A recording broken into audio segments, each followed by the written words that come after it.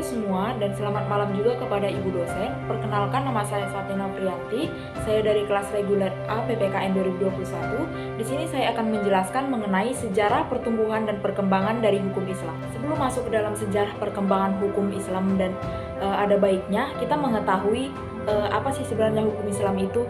Nah, hukum Islam ini adalah hukum yang bersumber dan menjadi bagian dari agama Islam atau berasal dari ajaran agama Islam, yang dimana konsep dasar dan kerangka hukumnya ditetapkan oleh Allah. Hukum Islam berkembang sejalan dengan perkembangan dan perluasan wilayah Islam serta hubungannya dengan budaya dan umat lain.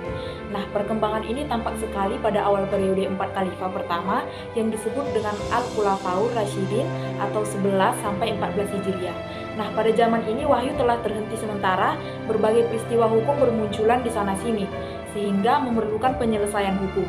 Nah, ketika memasuki era kemapaman, fikih sangat diperlukan bukan semata-mata untuk mengatur ibadah saja, melainkan meliputi bidang kehidupan lainnya seperti hubungan antar negara, hukum ketatanegaraan, dan administrasi pemerintahan hukum, serta hukum pidana dan peradilan.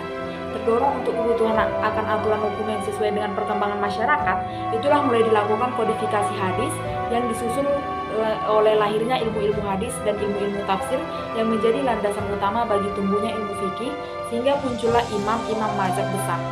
Nah, inilah sebabnya MC Donald menggambarkan hukum Islam itu sebagai pengetahuan tentang semua hal baik yang bersifat manusiawi maupun ketuhanan. Nah, agar lebih mudah dipahami, saya akan menjelaskan perkembangan dari hukum Islam ini dengan membagi ke dalam 4 periode. Yang pertama yaitu hukum Islam pada masa kemerdekaan, tepatnya pada tahun 1945. Nah, pada zaman ini, hukum Islam itu melewati 2 periode. Yang pertama, penerimaan hukum Islam sebagai sumber persuasif, dan yang kedua, periode penerimaan hukum Islam sebagai sumber otoritatif. Sumber persuasif dalam hukum konstitusi adalah sumber hukum yang baru diterima oleh orang apabila ia telah diyakini.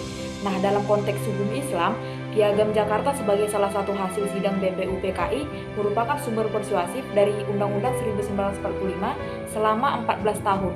Nah, hukum Islam baru menjadi sumber autoritatif atau sumber hukum yang telah mempunyai kekuatan hukum dalam hukum tata negara ketika ditempatkannya Piagam Jakarta dalam Dekret Presiden Republik Indonesia pada tanggal 5 Juli tahun 1959, sebagaimana dapat disimak dalam konsideran dekret tersebut bahwa di dalamnya dikatakan bahwa berkeyakinan Piagam Jakarta tertanggal 22 Juni 1945 menjiwai Undang-Undang Dasar 1945 adalah merupakan suatu rangkaian kesatuan dalam konstitusi tersebut.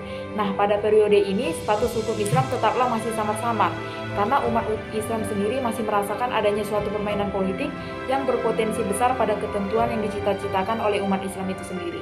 Kemudian periode yang kedua adalah hukum Islam pada masa kemerdekaan periode revolusi hingga keluarnya Dekret Presiden pada tanggal 5 Juli 1950. Nah, di periode ini ketidakjelasan posisi dari hukum Islam itu sendiri masih ditemukan, baik dalam mukadimah maupun batang tubuh Undang-Undang Dasar Sementara 1950, kecuali pada pasal 34 yang rumusannya sama dengan pasal 29, bahwa negara berdasar ketuhanan yang Maha Esa dan jaminan negara terhadap kebebasan setiap penduduk menjalankan agamanya masing-masing.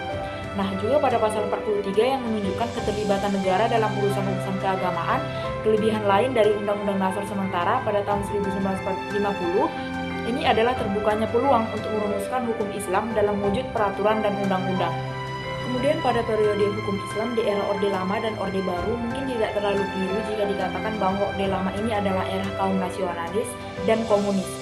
Nah, sementara kaum Islam era ini perlu sedikit bersabar dalam memperjuangkan cita-citanya. Meskipun kedudukan hukum Islam sebagai salah satu sumber hukum nasional tidak begitu tegas di masa Orde ini, namun upaya-upaya untuk mempertegasnya itu tetap harus dilakukan. Hal ini ditunjukkan oleh KH Muhammad Dahlan, seorang menteri agama dari kalangan NU yang mencoba mengajukan rancangan undang-undang perkawinan umat Islam dengan dukungan kuat fraksi-fraksi Islam di DPR GR. Meskipun gagal, upaya ini kemudian dilanjutkan dengan mengajukan rancangan hukuman formil yang mengatur lembaga peradilan di Indonesia pada tahun 1970. Upaya ini kemudian membuahkan hasil dengan lahirnya Undang-Undang Nomor 40/1970 yang mengakui pengadilan agama sebagai salah satu badan peradilan berinduk pada Mahkamah Agung. Dengan undang-undang ini, dengan sendirinya hukum Islam telah berlaku secara langsung sebagai hukum yang berdiri sendiri. Kemudian hukum Islam di era reformasi dan sekarang.